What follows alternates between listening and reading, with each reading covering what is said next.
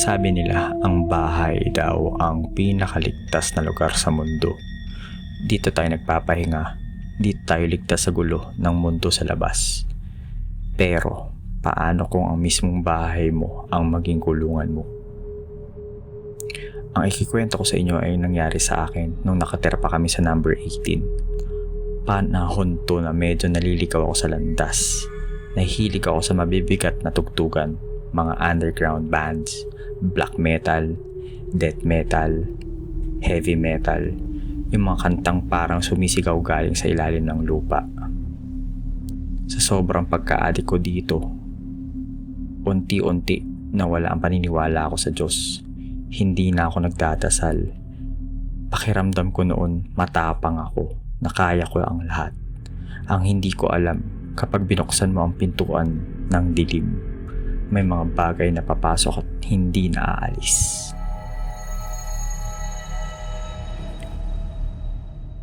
Isang gabi, malalim ang pagkakatulog ko. Siguro mga 3:00 na ng madaling araw nun. Nagising ako, pero hindi dahil sa ingay. Nagising ako dahil sa sobrang katahimikan. Alam niyo yung katahimikan na masakit sa tenga? Yung parang dead air. Walang huni ng kuliglig, walang tahol ng aso. Yung hangin sa labas, sobrang lamig. Walang gumagalaw. Parang tumigil ang mundo ko. Pupungay-pungay pa ang mga mata ko. Pero pagmulat ko, doon ko siya nakita. Sa tapat ng kama ko, may nakatayo. Isang lalaki. Pero hindi siya tao. Maitim siya. Sobrang itim na parang anino na buhay. Matangkad. Halos umabot sa kisame. At kahit madilim ang kwarto ko, naaaninag ko ang hugis na may malapad siyang pakpak sa likod at sa ulo niya may mahabang sungay. Hindi siya gumagalaw. Nakatayo lang siya doon. Nakaharap sa akin. Parang binabantayan ako. Parang hinihintay niya akong gumalaw. Yung kaba ko, parang sasabog ang dibdib ko. Alam ko sa sarili ko na hindi ito panaginip. At alam ko na masama ang pakay niya. Sa sobrang takot ko, wala akong magawa. Kinuha ko ang cellphone ko ng dahan-dahan. Nagtalokbong ako ng kumot. Nanginginig ang kamay ko habang pinipindot ko ang music player. Nagpapatugtog ako. Kung gusto kong takpan ng katahimikan, gusto kong isipin na wala na siya. Pero ramdam ko ang bigat ng tingin niya mula sa labas ng kumot.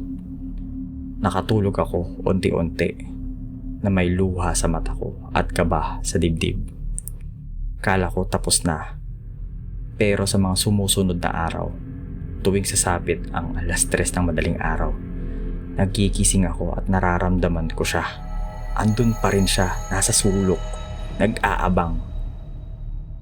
Doon ko na-realize, kailangan ko nang bumalik sa simbahan. Kailangan ko nang magdasal ulit dahil nararamdaman ko na kapag hindi ako kumapit sa itaas, kukunin ako ng nasa ibaba. Akala ko ako lang ang nakakaramdam sa bahay na yun, pero mali ako. Pati palang tita ko may sariling karanasan. Isang Sabado ng umaga, umalis si tatay at nanay. May appointment sa hospital, kaya naiwan kami. Ako, ang kapatid ko at si tita. Masaya pa kami nun. Sabado walang pasok. Nagluto si tita ng tanghalian namin.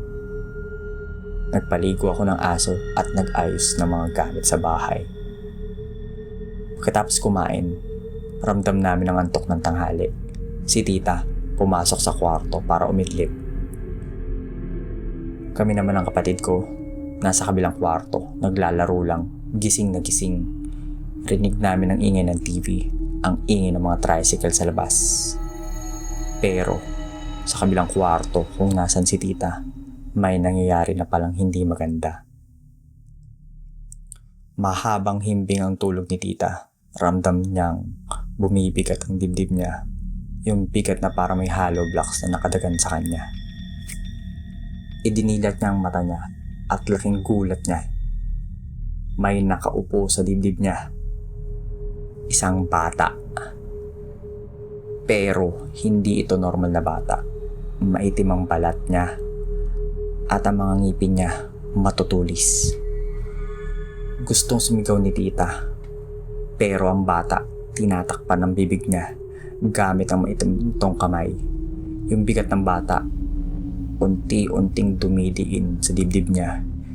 Hindi makahinga si tita, hindi siya makagalaw. Parang nakalak ang buong katawan niya. Ang mas nakakatakot pa yung itsura ng bata habang nakadagan siya.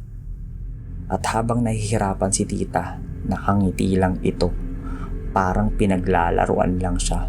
Tuwang-tuwa ito nang makitang namimilipit ang tita ko.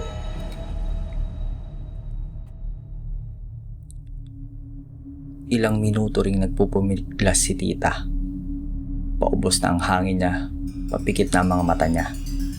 Pero biglang, ding-dong, may nag-doorbell. May nag-doorbell ng malakas. Sa gulat ng bata, bigla itong nawala na parang usok. Doon lang nakahinga si tita.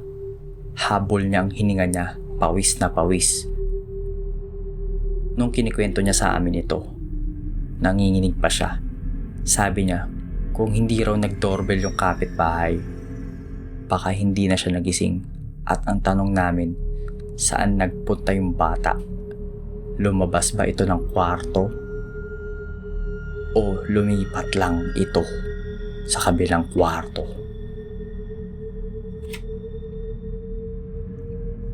Simula nun, naging mailap na ako sa dilim.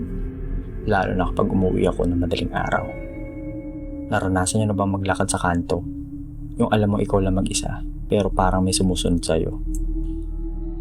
Galing ako nun sa party sa Marikina. 2:00 na naman ng umaga. Walang masakyan, kaya nilakad ko pa uwi. Mga 2 kilometro din yun. Habang naglalakad ako, napatingin ako sa langit. Madilim, walang bituin. Pero para may lumilipad-lipad sa itaas. Anino na mabilis gumalaw. Binilisan ko ang lakad ko. Takbo, lakad. Takbo, lakad. Hanggang makauwi sa bahay. Kinabukasan, bumili ako sa tindahan. Binalaan ako ng tindera. Ingat ka, sabi niya. May kumakalat na balita. May aswang daw dito sa atin. Tumawa lang ako nung una. Sabi ko, baka ate, yung malaking kuwago lang yun na nahuli dati at nakawala. Umiling yung tindera. Tapos, nagseryoso yung mukha niya. Iba to. Linggo ng madaling araw, nasa kwarto ako. Oras na para patay ng aircon. Nung pinatay ko yung aircon para buksan ang bintana, sinisilip ko sa labas. Mahangin nung gabing yun. Yung mga puno sa bakuran namin, halos mabuwag. Sa lupa, sa lakas ng hangin, yugyug sila ng yugyug. Pero, napatingin ako sa malaking puno sa kapitbahay namin. Isang puno lang ang naiiba. Yung ibang puno sa bakuran namin, sumasayaw sa hangin. Pero itong puno na ito, hindi gumagalaw. Kahit isang dahon, hindi kumikilos. Sobrang tahimik, sobrang dilim. Nagtataka ako, bakit ito ay hindi gumagalaw. Isinara ko agad ang bintana. Bumalik ako sa kama at nagtalokbong. Pinilit kong matulog. Makalipas ang ilang minuto, may narinig ako sa bubong namin. May bumaba, mabigat. Napaisip ako, pusa ba to? Pero ang pusa, magaan ang lakad. Ito, mabibigat ang yabag. Dahan-dahan siyang naglalakad sa yero na para bang nananadya. Parang alam niyang gising ako. Puminto ang mga yapak. at sa tapat mismo ng kisame ng kwarto ko. Rinig ko ang paglagrit ng mga yero, parang kinakalmot niya. Hindi ako makatulog, binuksan ko lahat ng ilaw. Hinintay ko ang pagsikat ng araw habang nakatitig sa kisame. Takot na takot ako, baka bigla na lang bumutas doon at sumilip sa akin. Naumagahan, sinabi ko kay nanay ang nangyari. Hindi siya nagulat. Inabutan niya na lang ako ng asin at sinabi, ilagay mo sa kwarto mo to at lagi kang magdadasal bago matulog. Ginawa ko naman. Nawala ang mga yapak.